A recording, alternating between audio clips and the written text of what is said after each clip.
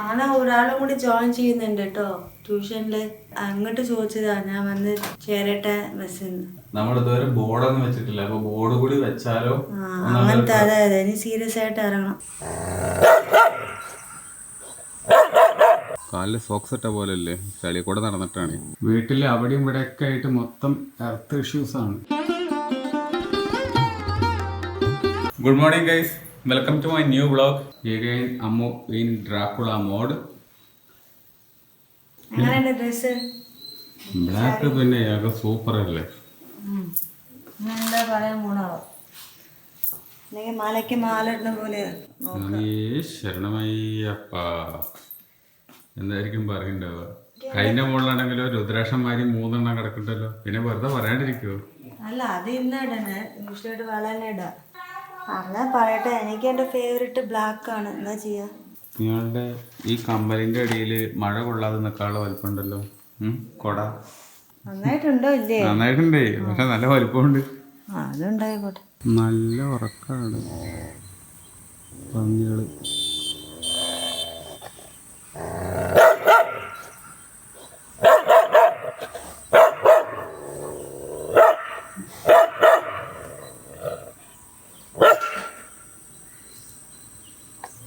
ഇവന് ഞങ്ങൾ ഫുഡ് കൊടുക്കുന്നതാണ്. അത് കഴിക്കാൻ ഈ പന്നികൾ വന്നപ്പോഴേ ഇവന് ചൊറിച്ചിൽ കടിച്ചിൽ ഇവൻ ഫുൾ കലിപ്പിലാണ്. ഇവൻ്റെ ഫുഡാണല്ലോ ഈ 3 എണ്ണം കൂടി അടിച്ചു മാറ്റി തിന്നണത്. അതിൻ്റെ ദേഷ്യം തീർക്കുകയാണ്. മതി മതി, അവർ പോയി, ഇനി കഴിച്ചോ. 1 വെള്ളപ്പന്നി, 2 ബ്ലാക്ക് പന്നി. കാലിൽ സോക്സ് ഇട്ട പോലെ അല്ലേ, ചളി കൂടെ നടന്നിട്ടാണ്.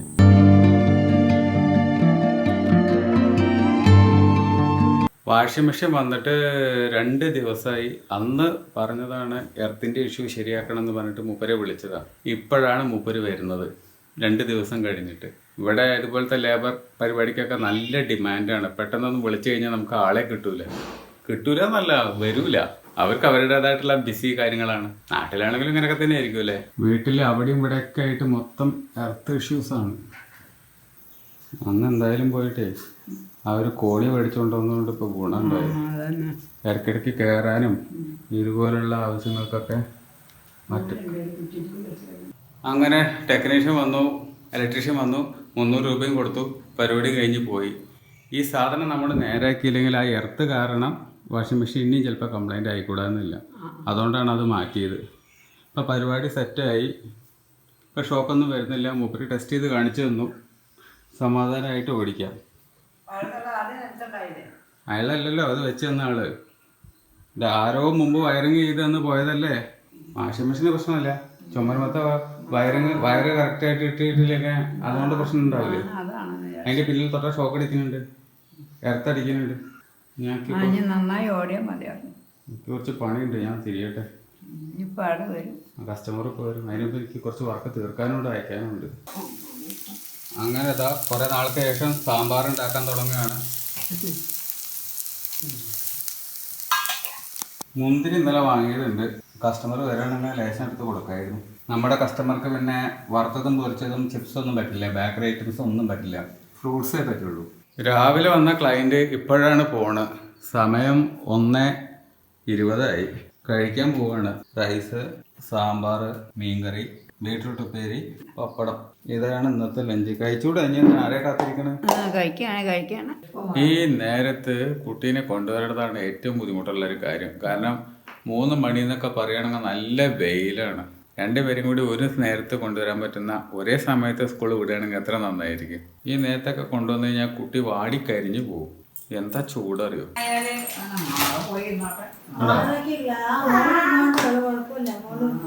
നോക്കടാ,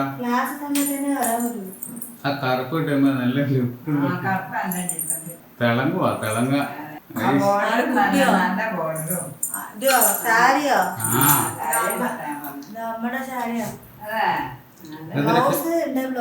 ഭാവി സൂപ്പർ ആട്ടോ.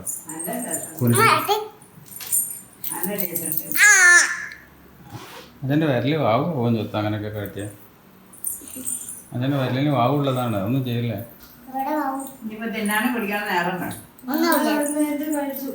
കടല അല്ലെങ്കിൽ മീനും കുടിക്കുകയും ചെയ്യാതെ അങ്ങനെ ലേറ്റ് വന്നുകൊണ്ടെങ്കിൽ ഓർമ്മ വന്നിട്ട് ഉണ്ടാക്കാൻ സമയമില്ല. കടല കഴിച്ച് നീ ഒന്നും വേണ്ട രാത്രിക്ക്.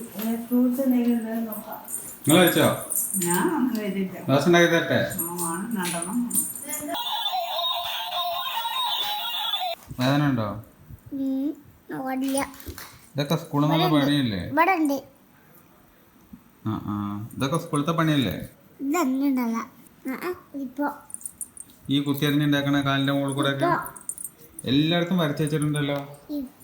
എന്താ ഉദ്ദേശം? വരയ്ക്കാൻ പേപ്പറും കടലാസും ബുക്കൊന്നും ഇല്ലേ?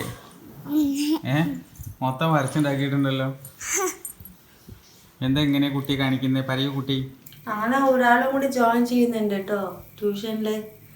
നാളെ അങ്ങോട്ട് ചോദിച്ചതാ ഞാൻ വന്ന് ചേരട്ടെ ബസ്സിന്ന്. അപ്പോൾ വരാന്ന് പറഞ്ഞ ആള് വേണ്ടാന്ന് പറയാൻ വയ്യല്ലോ. പക്ഷെ ഇനി അടുത്ത ഒരു മാസം ഭയങ്കര ഹെക്റ്റിക്കാവും. പിള്ളേർ ഇന്ന് പറഞ്ഞു ഞായറാഴ്ചയും കൂടി വരുന്നുണ്ട് ഇത്ര. അതുകൊണ്ട് എക്സാം കഴിയുന്ന വരെ സൺഡേയും കൂടി വരാനും ബസ്സിന്ന്. ഇങ്ങോട്ടായിട്ട് വന്ന് പറയുമ്പോൾ നമ്മൾ ഇല്ലയെന്ന് പറയാനും പറ്റില്ല. അപ്പോൾ ഓക്കെ എന്ന് പറഞ്ഞു. നമ്മളിതുവരെ ബോർഡൊന്നും വെച്ചിട്ടില്ല. അപ്പൊ ബോർഡ് കൂടി വെച്ചാലോ? അങ്ങനത്തെ അതെ ഇനി സീരിയസ് ആയിട്ട് ഇറങ്ങണം. നീ സീരിയസ് ആയിട്ട് ഇറങ്ങണം. ഞാനിത് 2 കൊല്ലമായി ട്യൂഷൻ എടുക്കുന്നു. ഈ കസേരയൊക്കെ ഇട്ട് കൊടുക്കണേന് പകരം പ്രോപ്പർ ബെഞ്ച് ഡെസ്ക് ഒക്കെ സെറ്റ് ചെയ്താലോ? ഓൾറെഡി ബോർഡ് ഉണ്ട്. ബെഞ്ചും ഡെസ്കും ഒക്കെ ഉണ്ടെങ്കിൽ കുറച്ചും കൂടി പ്രൊഫഷണൽ ആവും. ഫാൻ, ലൈറ്റ്, ഇതിനായിട്ടുള്ള ഒരു ഇതെന്ന് പറയുമ്പോൾ അതൊരു തന്നെയാണ്. ഫാനും ലൈറ്റ് എല്ലാം ഇപ്പൊ ഓൾറെഡി ഉണ്ടല്ലോ. ഇത് മതിയാവോ സ്പേസ്? 2 ബെഞ്ച് 2 ഡെസ്ക് ഇടാം. അങ്ങനെയാണെങ്കിൽ കറക്റ്റ് 6 പേർക്ക് ഇരിക്കാം. അതാവും സ്പേസ് കിട്ടുക. എത്ര പേര് വരും അറിയില്ല. അതിൽ കൂടുതൽ വേണമെങ്കിൽ നമ്മള് ഓപ്പൺ ടെറസിലേക്ക് പോകേണ്ടി വരും. അവിടെ ഷീറ്റ് ഇട്ടാലേ പിന്നെ പരിപാടി നടക്കുള്ളൂ. ഇനി ബോർഡ് വയ്ക്കാൻ പോവാണ്. അപ്പൊ പിന്നെ ചുറ്റുവട്ടത്തുള്ള നാട്ടുകാർ മുഴുവനും അറിയും. ഇപ്പൊ തൊട്ടടുത്തുള്ള 1-2 വീട്ടുകാർക്ക് അറിയുള്ളൂ. പിള്ളേർ വന്നു പോണത് കാണുന്നവർക്ക്. ഇനി എല്ലാരും അറിയട്ടെ. അങ്ങനെ മൊത്തത്തില് നമ്മുടെ ക്ലാസ് അല്ലേ എല്ലാരും. ഇയാള് CBSE ആണോ എടുക്കണേ അല്ലെങ്കിൽ ഏതാ എടുക്കണേ? എന്താ പ്ലാന്? രണ്ടും എടുക്കാം അല്ലേ? അപ്പൊ രണ്ടും ഞാൻ എഴുതാൻ പോവാട്ടെ ബോർഡില്. അപ്പൊ അങ്ങനെ നല്ല രീതിയിൽ അമ്മു ബിസിനസ് കൊണ്ടുപോകും എന്ന് പ്രതീക്ഷിക്കുന്നു. ഇപ്പൊ എല്ലാം ബിസിനസ് ആണല്ലോ എഡ്യൂക്കേഷൻ. പിള്ളേര് അവരായിട്ട് ഒന്ന് ചോദിക്കുമ്പോണ്ടല്ലോ അത് നമുക്കൊരു മോട്ടിവേഷൻ ആണ്. അപ്പൊ ബോർഡ് വെക്കാന്നുള്ള ഒരു സന്തോഷ വാർത്തയോട് കൂടി നമ്മളത് അന്നത്തെ വ്ളോഗ് കൂടെ എൻഡ് ചെയ്യാൻ പോവാണ്. എല്ലാവർക്കും ഇന്നത്തെ വ്ളോഗ് ഇഷ്ടമായിട്ടുണ്ടാവും എന്ന് വിചാരിക്കുന്നു. ഇഷ്ടമായിട്ടുണ്ടെങ്കിൽ ലൈക്ക് ചെയ്യുക, ഷെയർ ചെയ്യുക, സബ്സ്ക്രൈബ് ചെയ്യുക. ഇനി വേറൊരു വീഡിയോയിൽ കാണാം. ബൈ. ടാറ്റാ.